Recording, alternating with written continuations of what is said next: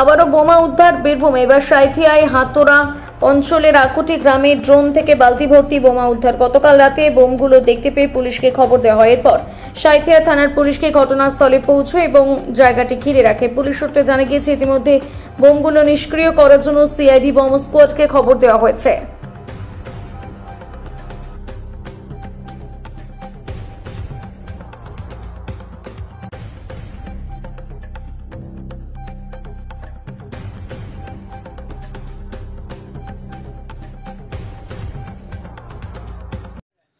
আপনাদের বাড়ির পাশের ড্রেনে যে বোমাটা পাওয়া গিয়েছে, এটা নিয়ে কতটা আতঙ্কিত আপনারা? আমরা কি জানবো স্যার, আমরা কিছুই জানি না। আমরা দেখি না, আমরা নিজের কাজ নিয়ে মরছি, আমরা কি জানবো। ভয়ে আছেন? হ্যাঁ, ভয়ে আছেন? ভয় তো লাগবে না, ঘরের পাশে রেখে দিয়ে গেলে ভয় লাগবে না? হ্যাঁ। কে করেছে আল্লাহ জানে।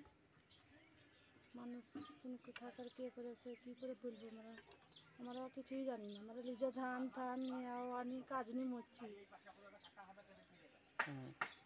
দেখছি তো বাবা, আমাদের অবস্থা কেমন বুঝতেই পারছি, গরিব মানুষ। কটার সময় দেখলেন আপনারা? আমরা দেখি নাই, হ্যাঁ। আমরা দেখি নাই কখনো হয়েছে কি করেছে না করেছে, আমরা কি জানি। হ্যাঁ। কতটা ভয়ে আছেন? ভয় তো খানি লাগবে, ঘরের যখন পাশা দিয়ে গেছে তো ভয় লাগবে না? ভয়ের কারণ আছে না, খানিক লাগবে ভয়। আপনার নাম? আমার নাম নার্গিস। আপনার বাড়ির ড্রেনের মধ্যে যে বোমটা পাওয়া গেল, এইটা নিয়ে আপনি কতটা আতঙ্কিত? আতঙ্কিত মানে আমরা তো কিছুই জানি না। মাঠে ধানের চাষ চলছে, আমি চোখ অপারেশন করেছি পরশু দিন, আমি ঘরে অন্ধকার চুপচাপ বসে আছি। হ্যাঁ, কথা বুঝেছেন? এমনি কালকে পুলিশ হঠাৎ এসে আমি ওষুধ লাগাইছি, ডাইরেক্ট চলে গেল ওখানে, দিয়ে আমাকে ডাকলে বলছি কি এই দেখুন কী ভরা রয়েছে।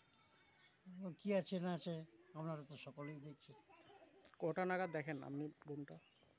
ওই 4:30 4:30 হবে। ভয়ে আছেন? হ্যাঁ, ভয় ভয় লাগছে? হ্যাঁ তো ভয় লাগবে না, আতঙ্ক জিনিস। এই ঘরটা 10 বার চেক হয়েছে। হ্যাঁ, কোনো দিন কোনো কিছু পাই নাই, মেশিন নিয়ে আনি বড় রকমের চেক করা হয়েছে।